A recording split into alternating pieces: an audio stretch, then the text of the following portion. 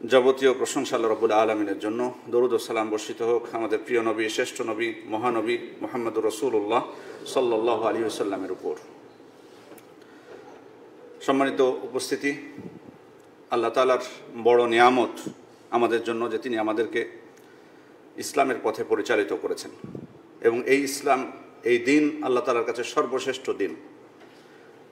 এই ইসলাম যে শ্রেষ্ঠ দিন তার অনেকগুলো প্রমাণ রয়েছে। তার একটি হলো যে ইতিপূর্বে যে সমস্ত নবীগণ এসেছিলেন তারা সবাই ইসলামেরই অনুসারী ছিলেন এবং মানুষকে ইসলামের দিকে তারা ডেকেছেন। আল্লাহ তাআলা বলছেন, ওয়াসা বিহা ইব্রাহিম ওয়া বানিহি ওয়া ইয়াকুব ইয়া বানি ইন্নাল্লাহা আসতাফা লাকুমুদ-দীন ফালা তামুতুন্না ইল্লা ওয়া আনতুম মুসলিমুন।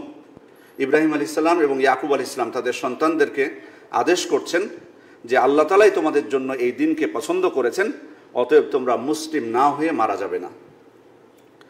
নূহ আলাইহিস সালাম তার সম্প্রদায়কে বলেছিলেন, ফাইন তাওয়াল্লাইতুম ফামা সাআলতুকুম মিন আজর, তোমরা যদি মুখ ফিরে নাও আমার দাওয়াত থেকে, মনে রেখো আমি তোমাদের কাছে কোনো প্রতিদান চাচ্ছি না। ইন আজরিয়া ইল্লা আলাল্লাহ, আমার প্রতিদান একমাত্র আল্লাহ তাআলার কাছে নির্ধারিত আছে। ও উমিরতু আন আকুনা মিনাল মুসলিমিন, আমাকে আদেশ করা হয়েছে আমি যাতে মুসলিমদের অন্তর্ভুক্ত হই। এই আয়াতগুলো থেকে আমরা স্পষ্ট বুঝতে পারছি যে তারা মুসলিম ছিলেন এবং মানুষকে ইসলামের পথে ডেকেছেন। মূসা আলাইহিস সালাম তার সম্প্রদায়কে বলেছিলেন, ইয়া কওমি ইন কুনতুম আমানতুম বিল্লাহ ফাআলাইহি তাওয়াক্কালু ইন কুনতুম মুসলিমিন, হে আমার সম্প্রদায়, তোমরা যদি আল্লাহর প্রতি ঈমান এনে থাকো তাহলে তোমরা আল্লাহর উপর তাওয়াক্কুল করো, যদি তোমরা মুসলিম হয়ে থাকো। সাবার রানী তিনি বলেছিলেন ইসলাম কবুলের পর, আসলামতু মা সুলাইমানা লিল্লাহি রাব্বিল আলামিন, আমি নবী সুলাইমানের সাথে আল্লাহ তাআলার কাছে আত্মসমর্পণ করেছি, ইসলাম কবুল করেছি। ঈসা আলাইহিস সালামের অনুসারী হাওয়ারিরা বলেছিলেন, নাহনু আনসারুল্লাহ আমান্না বিল্লাহি ওয়াশহাদ বিআন্না মুসলিমুন, আমরা হচ্ছে আল্লাহর পথে সাহায্যকারী এবং আমরা আল্লাহর প্রতি ঈমান এনেছি এবং আপনি সাক্ষী থাকুন যে আমরা হচ্ছি মুসলিম। তাহলে প্রায় প্রত্যেক নবীর ক্ষেত্রে বর্ণিত হয়েছেন যে তারা ছিলেন মুসলিম এবং তারা ইসলামের পথেই মানুষকে ডেকেছেন। তবে প্রত্যেক নবীর যে ইসলামের পথে ডেকেছেন এটাকে বলা হয় আম, আর আল্লাহ রাসূল সাল্লাল্লাহু আলাইহি ওয়াসাল্লাম যে শরীয়ত নিয়ে এসেছেন এটা হলো খাস। দুইটার মধ্যে মৌলিক কিছু পার্থক্য আছে। একটা হলো যে অন্যান্য নবীগণ তারা প্রেরিত হতেন বিশেষ সম্প্রদায়ের কাছে, কিন্তু আমাদের নবী সাল্লাল্লাহু আলাইহি ওয়াসাল্লাম তিনি প্রেরিত হয়েছেন সারা বিশ্বের মানুষের জন্য। কুল ইয়া আইয়ুহান নাসু ইন্নী রাসূলুল্লাহি ইলাইকুম জামিআ, আপনি বলে দিন যে হে মানুষেরা, আমি তোমাদের সকলের নিকট প্রেরিত রাসূল। এবং আল্লাহ রাসূল সাল্লাল্লাহু আলাইহি ওয়াসাল্লাম যে শরীয়ত, যে ইসলাম নিয়ে এসেছেন, এই ইসলাম মানতে এখন সবাই বাধ্য। এমনটা না যে তিনি নির্দিষ্ট কিছু ব্যক্তির জন্য এটা নিয়ে এসেছেন, বরং সারা বিশ্বের যে কোনো স্থানের যে কোনো মানুষের জন্য তিনি এসেছেন এবং এটা মানতে বাধ্য। সম্মানিত উপস্থিতি, তবে হয়তো মৌলিক যে বিষয়গুলো আছে প্রত্যেকটা দিনে নবীগণ যে দিন নিয়ে এসেছেন, মৌলিক বিষয়গুলো কিন্তু এক, কিছু ফুরু ক্ষেত্রে শাখা প্রশাখাগত বিষয়গুলোতে কিছু পার্থক্য থাকতে পারে, কিন্তু মৌলিক যে ইসলামের যে বিশ্বাস এটা প্রত্যেক নবীর ক্ষেত্রে এটা একই ছিল। শ্রেষ্ঠত্বের দ্বিতীয় দিক হলো আল্লাহ তাআলাই স্বয়ং এই দিনকে পছন্দ করেছেন, এটা তার পছন্দ হয়েছে, এটা আমাদের কারো না, মানুষের কোনো পছন্দ না, রাসূল সাল্লাল্লাহু আলাইহি ওয়াসাল্লামের পছন্দ না। ওয়ারাদিতু লাকুমুল ইসলামা দীনান, আমি তোমাদের জন্য দিন ইসলামকে দিন হিসাবে পছন্দ করেছি। ইন্নাদ দীনা ইনদাল্লাহিল ইসলাম, নিশ্চয় আল্লাহ তাআলার নিকট মনোনীত দিন হচ্ছে ইসলাম। এবং এই দিন আমরা যদি পালন না করি তাহলে আমাদের জীবনের যে স্তরগুলো আছে, দুনিয়াবী জীবন, বারজাকি জীবন, আখিরাতের জীবন, সেখানে আমরা মুক্তি পাবো না। আজকে দেখুন ইসলামের বিধিবিধান, আজকে দুনিয়াবী জীবনে যদি আমরা সর্বোচ্চ নিরাপত্তা পেতে চাই তাহলে ইসলামের বিধানের অনুসরণ ছাড়া আর কোনো উপায় নেই।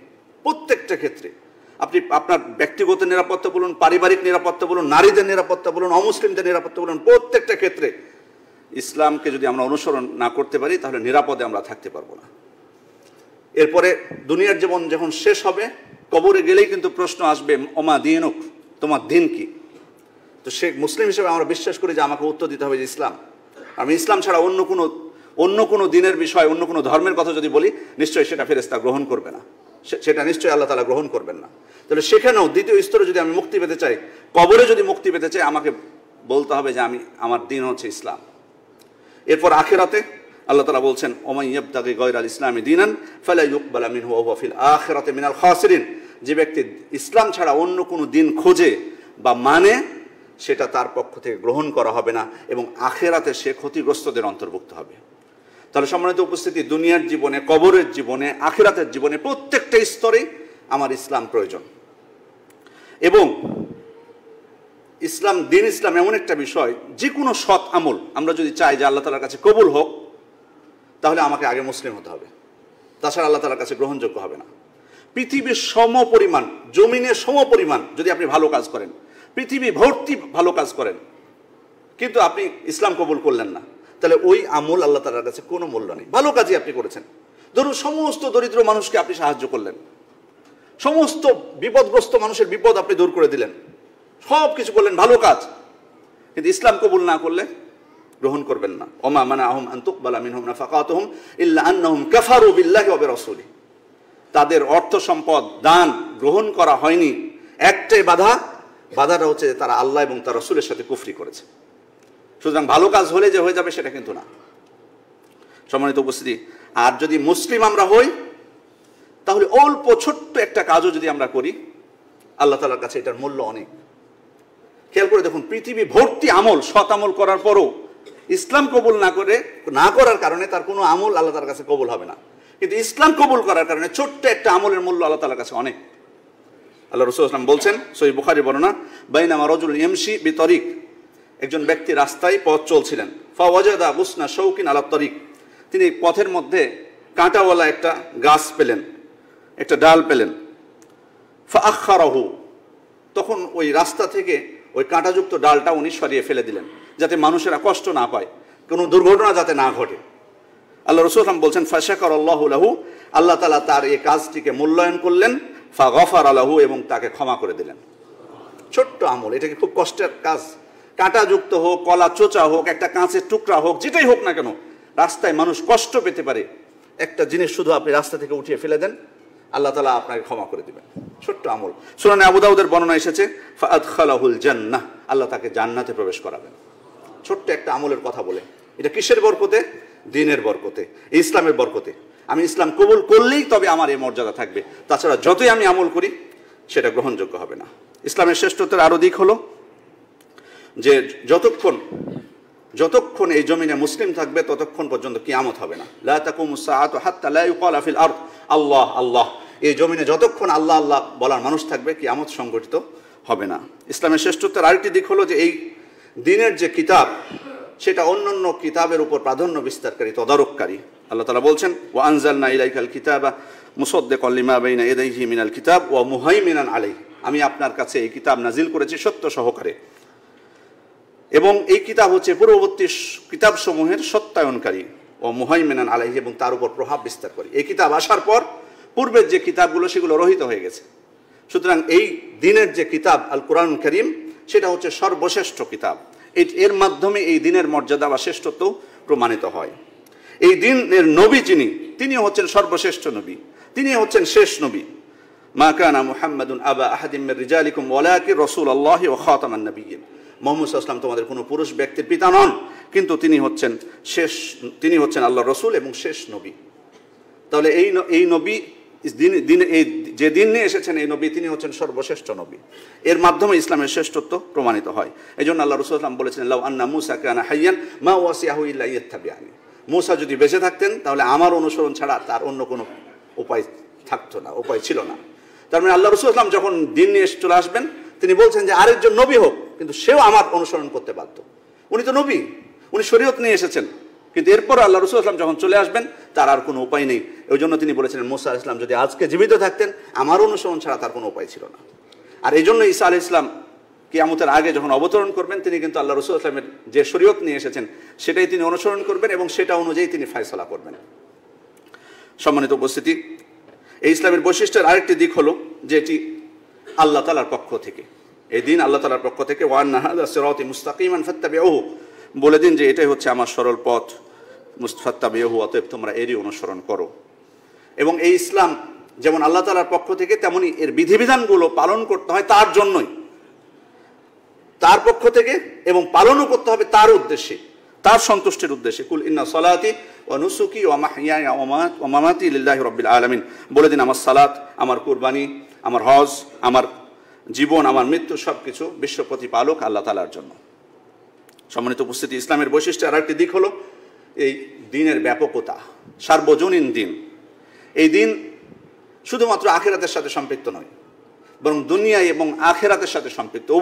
উভয়টার কল্যাণ এখানে আছে।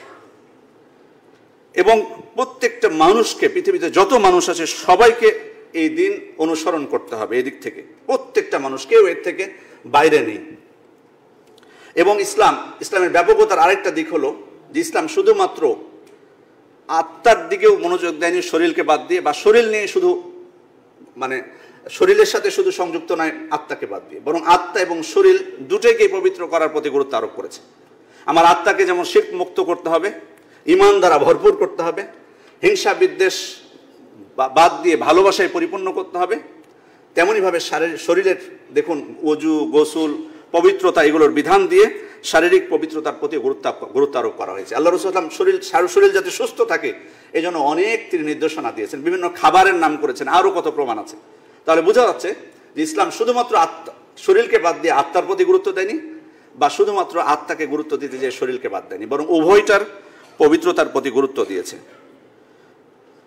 ইসলামের ব্যাপকতার আরেকটা দিক হলো যে এই দিন শুধুমাত্র আল্লাহর সাথে বান্দার যে সম্পর্ক সে বিষয়ে শুধু গুরুত্ব আরোপ করেনি, বরং আল্লাহর সাথে বান্দার কি সম্পর্ক হবে, কেমন সম্পর্ক হবে, এবং এর সাথে সাথে স্বামী স্ত্রীর সম্পর্ক কেমন হবে, পিতামাতার সাথে সম্পর্ক কেমন হবে, সন্তানদের সাথে সম্পর্ক কেমন হবে, আত্মীয় স্বজন, পাড়া প্রতিবেশী, গরিব দুঃখী তাদের সাথে সম্পর্ক কেমন হবে, সবগুলোর বিশদ বিবরণ এই ইসলাম দিয়েছে। এজন্যই সালমান রাদিয়াল্লাহু আনহু তাকে একজন জিজ্ঞেস করেছিলেন, আল্লামাকুম নাবিয়্যুকুম হাত্তাল খিরা, তোমরা তো বলো, প্রশ্নটা এমন যে তোমরা তো বলো যে ইসলাম পরিপূর্ণ, আল ইয়াউমা আকমালতু লাকুম দীনাকুম, আমি আজকে তোমাদের জন্য দিনকে পরিপূর্ণ করে দিয়েছি। তোমরা তো বলো যে সব কিছু আছে এই দিনের মধ্যে, তো তোমাদের নবী কি প্রস্রাব পায়খানা কিভাবে করতে হয় সেটাও কি তোমাদেরকে শিখিয়েছেন? তখন উনি বলছেন, আজাল লাকাদ নাহানা নাস্তাকবিলাল কিবলা লিগায়াতিন আও বাউল, হ্যাঁ অবশ্যই আমাদের নবী শিখিয়েছেন। তিনি আমাদেরকে বলেছেন যে প্রস্রাব পায়খানা করার সময় কিবলামুখী হওয়া যাবে না, বা কিবলাকে পিছনে করা যাবে না। আওয়ান নাস্তানজিয়া বিল ইয়ামিন, ডান হাত দিয়ে শৌচকার্য করা যাবে না। আওয়ান নাস্তানজিয়া বিআকাল মিন সালাসাতি আহজার, তিনটির কম ঢিলা দিয়ে ইস্তিনজা করা যাবে না। আওয়ান নাস্তানজিয়া বিরজি আও আল, পাথর বা গোবর দিয়ে ইস্তিনজা করা যাবে না। এগুলো আল্লাহ রাসূল আমাদেরকে নিষেধ করেছেন। অশ্রমে ঢুকবো তখন কি দোয়া পড়তে হবে, অশ্রম থেকে বের হবো তখন কি দোয়া পড়তে হবে, সেগুলো আল্লাহ রাসূল আমাদেরকে শিখিয়েছেন। অতএব ইসলামের মধ্যে প্রত্যেকটা আমাদের দুনিয়ার জীবনের সবকিছু যা কিছু প্রয়োজন ইসলামের মধ্যে আছে।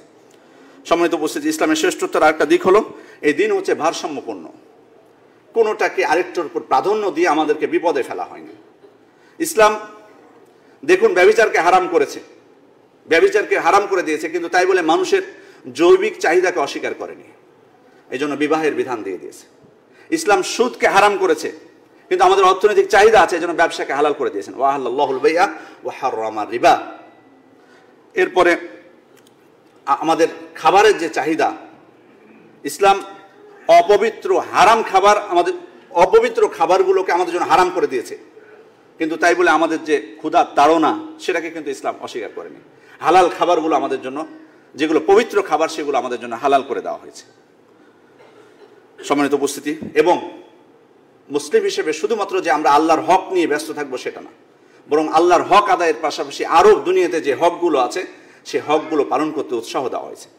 একাধিক 2 বা 3 জন সাহাবীর ক্ষেত্রে বর্ণিত হয়েছে যে তারা আল্লাহর হককে বেশি প্রাধান্য দিয়েছিলেন। আল্লাহ রাসূল তাদেরকে লক্ষ্য করে বলেছিলেন, ওয়া ইন্না লিরাব্বিকা আলাইকা হক, তোমার উপর তোমার রবের অধিকার আছে, কিন্তু এর সাথে সাথে ওয়া ইন্না লিজাসাদিকা আলাইকা হক, তোমার উপর কিন্তু তোমার শরীরের অধিকার আছে।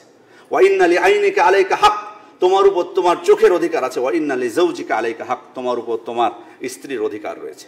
ফাআতি কুল্লাযী হাক্কিন হাক্কাহ, অতএব প্রত্যেক হকদারকে তার হক প্রদান করো। তুমি যদি দুনিয়াতে অন্য কারো হক নষ্ট করো, যতই তুমি আল্লাহর হক নিয়ে ব্যস্ত থাকো, এটা গ্রহণযোগ্য হবে না। সবার হক প্রদান করতে হবে। ইসলাম শুধুমাত্র আমাদেরকে বলেনি যে শুধু আল্লাহর হক আদায় করো আর বসে থাকো। প্রত্যেকটা হক যাদের হকদার তাদেরকে দৃঢ়ভাবে হক ফিরে দিতে আদেশ করা হয়েছে।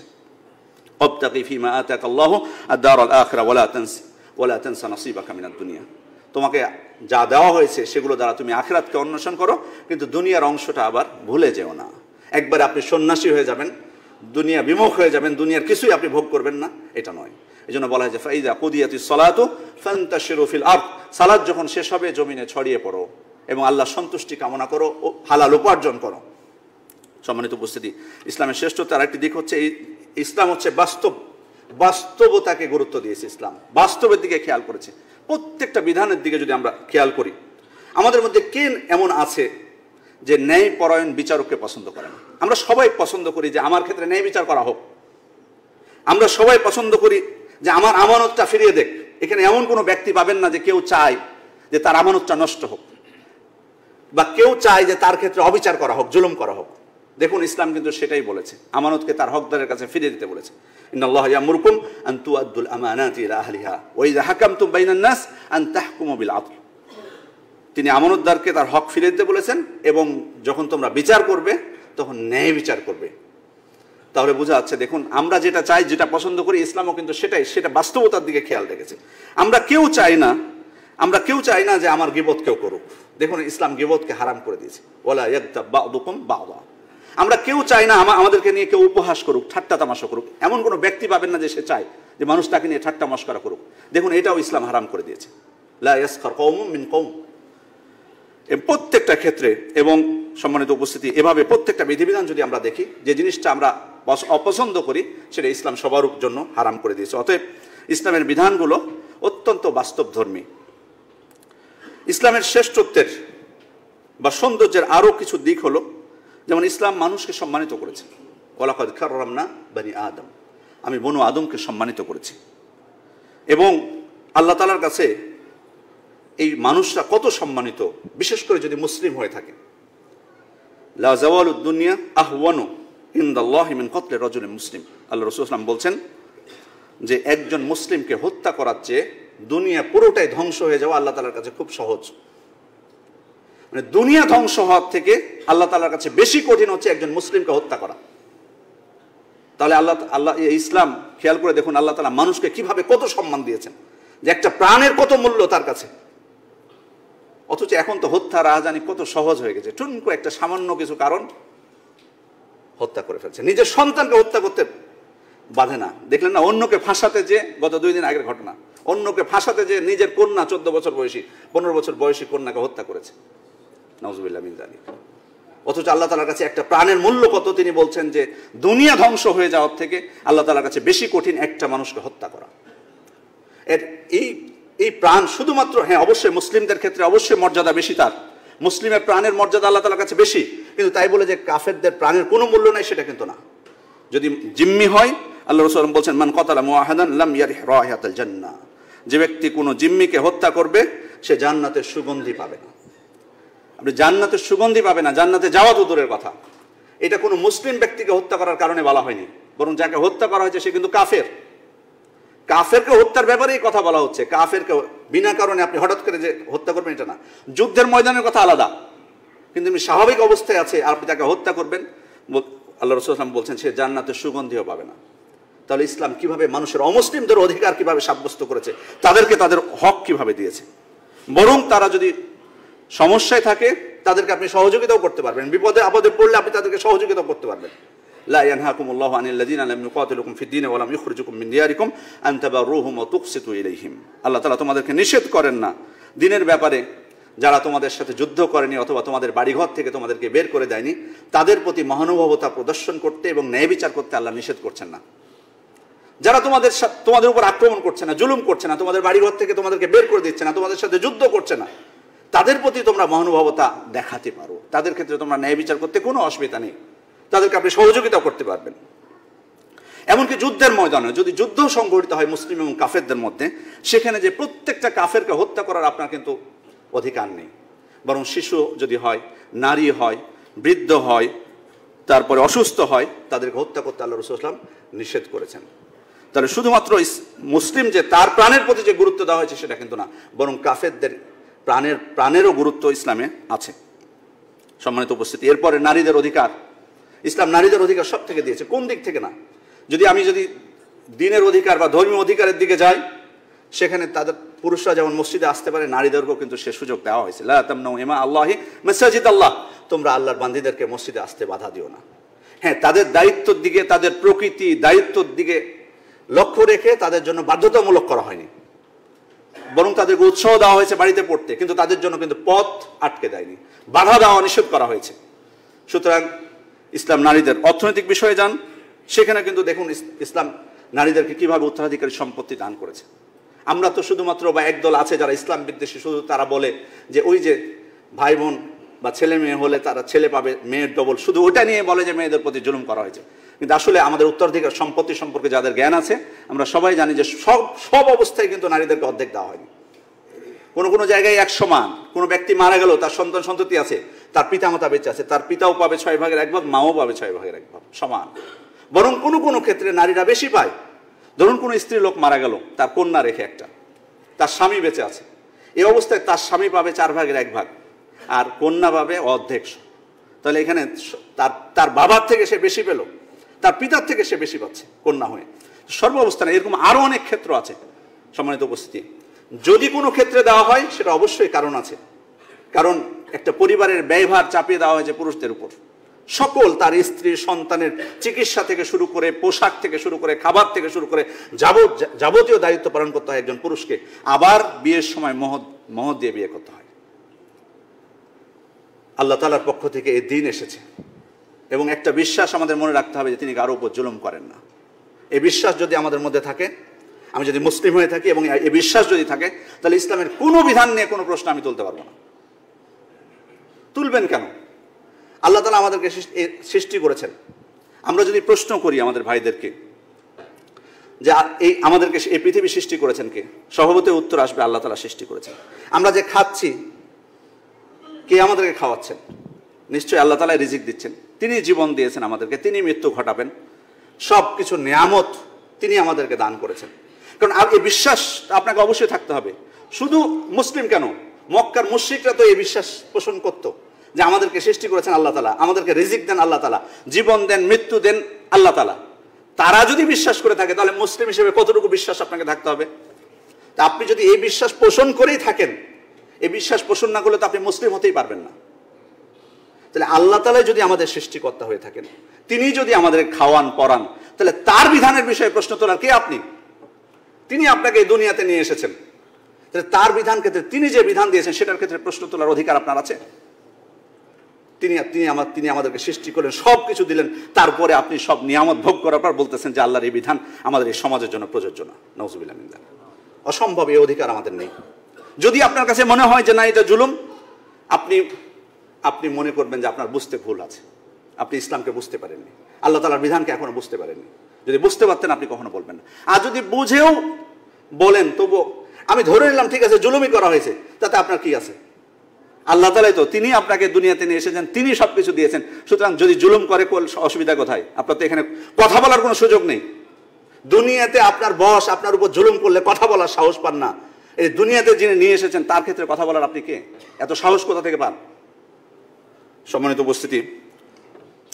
উপস্থিতি, এই দিন মানুষকে কত সম্মান করেছে যে মানুষ যদি বিপদে পড়ে তাকে কিন্তু ইসলাম অ্যাভয়েড করেনি, বরং তার ক্ষেত্রে অন্য মুসলিমদেরকে উৎসাহ দেওয়া হয়েছে যে তাকে সহযোগিতা করো।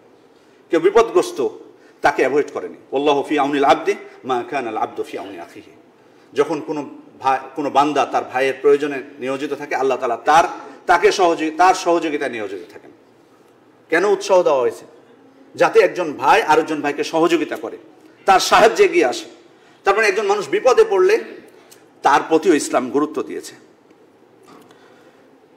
আনা ওয়াকাফিলুল ইয়াতিম ফিল জান্নাহ হাকাযা। আল্লাহ রাসূল বলছেন যে আমি এবং ইয়াতিমের দায়িত্ব পালনকারী কিয়ামতের দিন এভাবে থাকবো।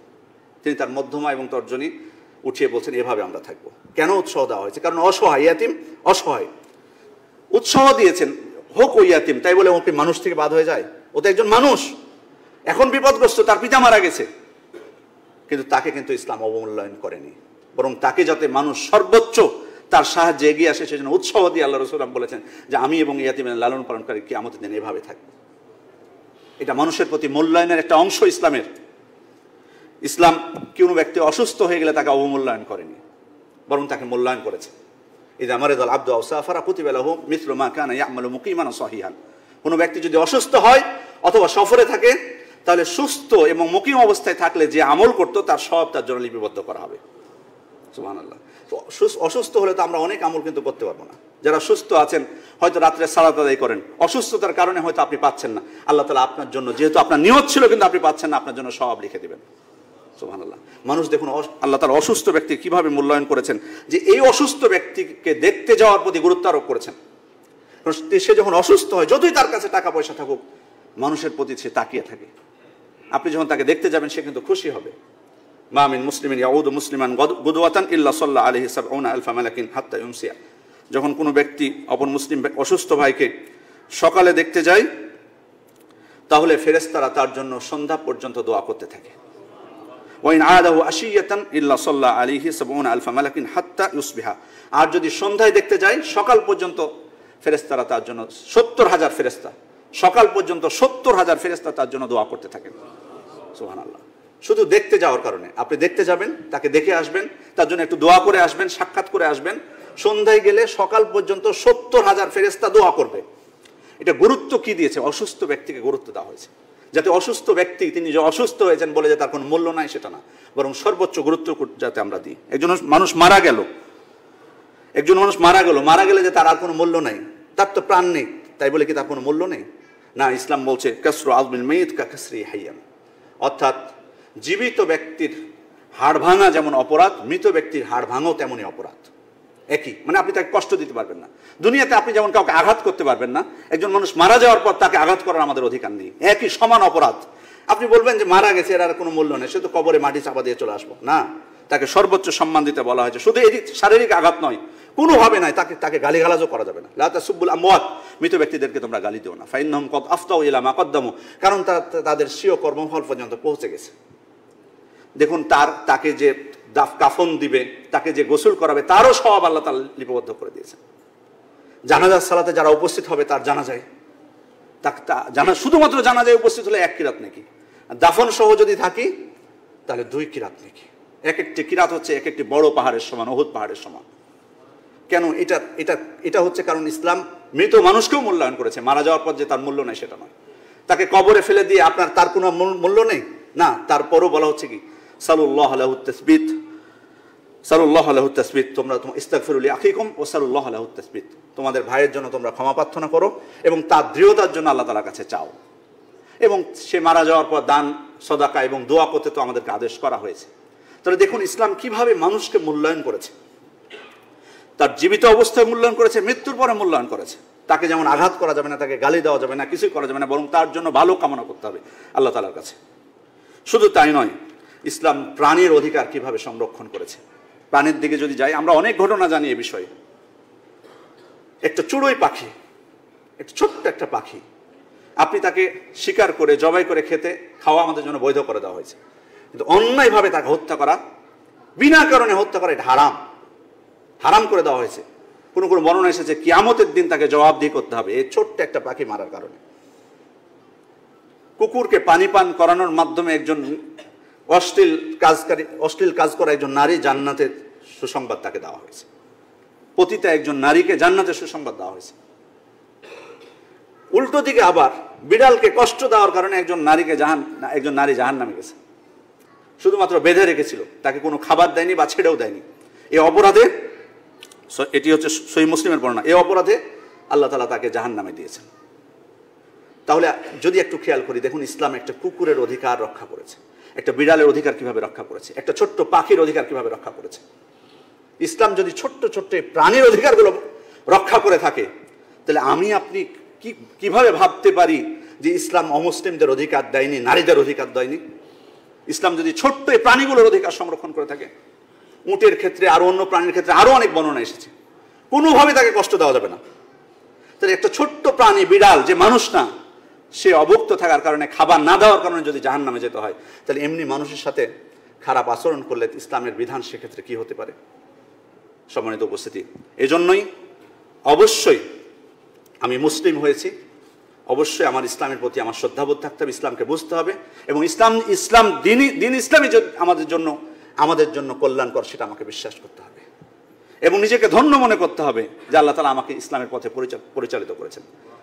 বালিল্লাহু ইয়ামুন্নু আলাইকুম আন হাদাকুম লিল ঈমান, বরং আল্লাহ তাআলা তোমাদেরকে ঈমানের পথে পরিচালিত করে তোমাদেরকে ধন্য করেছেন। তুবা লিমান হুদিয়া ইলাল ইসলাম, যাকে ইসলামের পথ দেখানো হয়েছে সে কত বড়ই না সৌভাগ্যবান।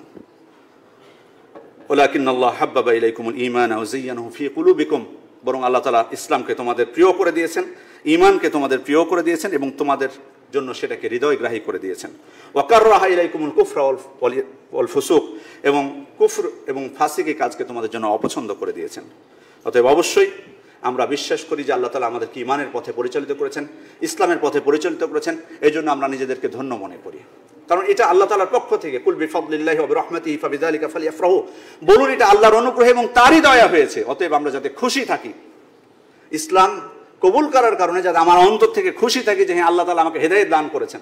হেদায়েত কিন্তু এত সহজ না, ইসলামের পথে হেদায়েত এত সহজ না। চাচা আবু তালেবকে আল্লাহ রাসূল কম চেষ্টা করেন ইসলামের পথে আনার জন্য, শেষ মুহূর্ত পর্যন্ত চেষ্টা করেছেন। শুধু বলেছেন চাচা একবার শুধু উচ্চারণ করুন, আপনি শুধু একবার উচ্চারণ করুন শাহাদাতে লা ইলাহা ইল্লাল্লাহ, একবার বলুন, আমি আল্লাহ তাআলার কাছে যাতে সুপারিশ করতে পারি। কারণ আপনি যদি এটা না বলেন তাহলে আমি সুপারিশ করবো কি করে আপনার জাহান্নাম থেকে মুক্তির জন্য? হেদায়েত এত সহজ বিষয় না। সুতরাং আল্লাহ তাআলা আমাদেরকে হেদায়েত দান করেছেন, সুতরাং এই ইসলামকে নিয়ে যাতে আমরা খুশি থাকি যে আল্লাহ তাআলা আমাদেরকে মুসলিম বানিয়েছেন, মুমিন বানিয়েছেন। কোনোভাবে যাতে ইসলামের কোনো বিধানের প্রতি কোনো আমাদের বিদ্বেষ না আসে। আর এজন্যই ইসলামের পথে এসেছি বলে যে মনে করব না যে আমি মুক্তি পেয়ে গেছি, বলা যাবে না। শয়তানের কুমন্ত্রণায় হয়তো আমি আবার পথভ্রষ্ট হয়ে যেতে পারি। এই জন্য আল্লাহ তাআলার কাছে দোয়া করতে হবে, রব্বানা লা তুযিগ কুলুবানা বা'দা ইয হাদাইতানা, হে আল্লাহ আমাদেরকে হেদায়েত দান করার পর আমাদের অন্তরকে আপনি বক্র করে দিবেন না। দোয়া করতে হবে, আল্লাহুম্মা সাব্বিত কলবি আলা দীনিক, হে আল্লাহ আমার অন্তরকে আপনার দ্বীনের উপর দৃঢ় রাখুন, সাবেত রাখুন। এই দোয়াগুলো আল্লাহ তাআলার কাছে করতে হবে এবং ইসলামের বিধিবিধানগুলো সর্বোচ্চ জানার চেষ্টা করতে হবে। যত আমি জানতে পারবো ততই আমার অন্তর থেকে সংশয়গুলো দূর হবে, শয়তান আমার উপর প্রভাব বিস্তার করতে পারবে না। কিন্তু যদি ইসলাম গ্রহণ করার পর আমার ইসলাম সম্পর্কে জানার কোনো আগ্রহ নেই, আপনি শুধু শাহাদাতাইন পাঠ করলেন, শাহাদাতাইন পাঠ করার পর আপনি ঘুরে বেড়াচ্ছেন শুধু, আপনাকে অবশ্যই ইসলাম সম্পর্কে জানতে হবে। না জানলে আপনি কিভাবে বিশ্বাস করবেন?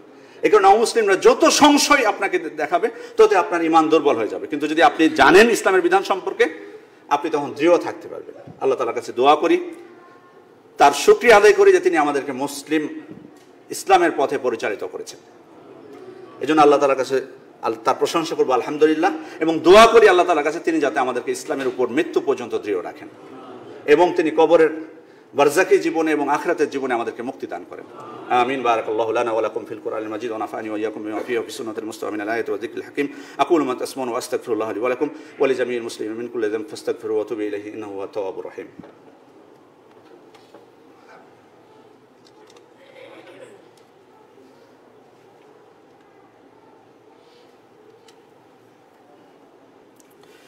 إن الحمد لله نحمده ونستعينه ونستغفره ونعوذ بالله من شرور أنفسنا ومن سيئات أعمالنا، من يهده الله فلا مضل له ومن يضلل فلا هادي له، وأشهد أن لا إله إلا الله وحده لا شريك له وأشهد أن محمدا عبده ورسوله। সম্মানিত উপস্থিতি, আজকে জুমার সালাতের পরপরই তাকওয়ার পাশেই নায়রপুল পয়েন্টে শিরক বিষয়ক সচেতনতামূলক সমাবেশ অনুষ্ঠিত হবে। আমি আপনাদেরকে অনুরোধ করছি যে আপনারা সালাত শেষ করে সেখানে চলে যাবেন ইনশাল্লাহ। আমরা মুসলিম হিসেবে আমাদের কিন্তু এই দায়িত্বটুকু আছে, কারণ আমরা ইসলাম কবুল করেছি। এটার অর্থটাই হলো যে আমরা শুধুমাত্র আল্লাহ তাআলার জন্য ইবাদত করব, আল্লাহর সাথে অন্য কাউকে অংশীদার স্থাপন আমরা করব না। কিন্তু দুঃখজনক, যারা ইসলাম কবুল করেনি তারা হয়তো করতে পারে, কিন্তু দুঃখজনক হলো সত্য আমাদের মুসলিম ভাইদের বড় একটা অংশ তারা ইসলাম কবুল করেছে, তাওহীদের স্বীকৃতি দিয়েছে, সেটা হলো মুখে শুধুমাত্র, কিন্তু বাস্তব ময়দানে অসংখ্য শিরক তাদের মধ্যে আছে। এই কারণে অনেকে আছে এই মসজিদে আসে না, তাদেরকেও তো সতর্ক করা উচিত, তাদের কাছেও বার্তা পৌঁছানো উচিত যে শিরক কত ভয়ানক একটা পাপ। সেজন্য আমি মনে করি যে আমাদের সবার দায়িত্ব আছে। শুধুমাত্র আমি নিজে বুঝেছি আমার ভাইদের প্রতি অবশ্যই তাদের প্রতি আমাদের মায়া থাকতে হবে, যাতে তারা ওই শিরকি কর্মকাণ্ড, আমাদের মধ্যে কি এমন কেউ নেই যে আগে শিরকি কর্মকাণ্ডের সাথে যুক্ত ছিলেন? বহু মানুষ এই মসজিদে পাওয়া যাবে যে তারা তওবা করে ফিরে এসেছেন। তাহলে আপনি যদি তওবা করে ফিরে আসি, আমার অন্য ভাইদের ক্ষেত্রে আমরা এটা কামনা করব না কেন? আল্লাহ তাআলা যদি চান তাদেরকে আল্লাহ তাআলা হিদায়াত দান করতে পারেন, সেই জন্য আমাদের প্রচেষ্টা চালিয়ে যেতে হবে। এই জন্য আল্লাহর উপর তাওয়াক্কুল করবো আমরা, এবং সবাইকে আমি অনুরোধ করবো যে আপনারা সেখানে যাবেন। সংক্ষিপ্ত সময়ে হয়তো সমাবেশ হবে, তারপর আমরা শেষ করবো বিইজনিল্লাহ। ইন্নাল্লাহা ওয়া মালাইকাতুহু ইউসাল্লুনা আলান নবী ইয়া আইয়ুহাল্লাযীনা আমানু সাল্লু আলাইহি ওয়া সাল্লিমু তাসলিমা ওয়া ক্বালা সাল্লাল্লাহু আলাইহি ওয়াসাল্লাম মান সাল্লা আলাইহি সালাতান সাল্লাল্লাহু আলাইহি আশরা। আল্লাহুম্মা সাল্লি আলা মুহাম্মাদ ওয়া আলা আলি মুহাম্মাদ কামা সাল্লাইতা আলা ইব্রাহিম ওয়া আলা আলি ইব্রাহিম ইন্নাকা হামিদুম মাজিদ। আল্লাহুম্মা বারিক আলা মুহাম্মাদ ওয়া আলা আলি মুহাম্মাদ باركت على إبراهيم وعلى آل إبراهيم إنك حميد مجيد. وارض اللهم عن الخلفاء الراشدين والأئمة المهديين أبي بكر وعمر وعثمان وعلي وعن سائر أصحاب نبيك والتابعين ومن تبعهم بإحسان إلى يوم الدين. اللهم أعز الإسلام والمسلمين، اللهم أعز الإسلام والمسلمين، اللهم أعز الإسلام والمسلمين، اللهم أذل الشرك والمشركين، اللهم أذل الشرك والمشركين، اللهم أذل الشرك والمشركين.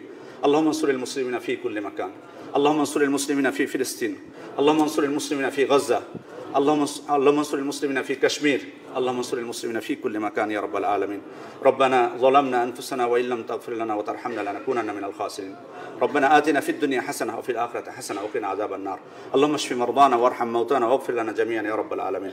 আমাদের অসুস্থ ভাই যারা আছেন, বিশেষ করে মসজিদের মুসল্লিদের মধ্যে সমস্ত অসুস্থ মুসলিম ভাইদের জন্য আমরা দোয়া করবো, আল্লাহ যেন তাদেরকে সুস্থতা দান করেন। অনেকে বিপদগ্রস্ত আছেন, আমরা আন্তরিকভাবে তার জন্য দোয়া করবো, আল্লাহ যেন তাদেরকে বিপদ থেকে মুক্তি দান করেন। যারা মারা গেছেন তাদের জন্য দোয়া করবো, কবরের আযাব থেকে আল্লাহ তাদেরকে রক্ষা করুন এবং জান্নাতুল ফিরদাউস দান করুন। আমিন। ইবাদাল্লাহ ইরহামকুমুল্লাহ। ইন্নাল্লাহা ইয়ামুরু বিল আদলি ওয়াল ইহসান ওয়া ইতাই যিল কুরবা ওয়া ইয়ানহা আনিল ফাহশাই ওয়াল মুনকার ওয়াল বাগই ইয়াইদুকুম লাআল্লাকুম তাযাক্কারুন ফাযকুরুল্লাহা ইয়াযকুরকুম ওয়াদউহু ইস্তাজিব লাকুম ওয়া লাযিকরুল্লাহি আকবার ওয়াল্লাহু ইয়া'লামু মা তাসনাউন।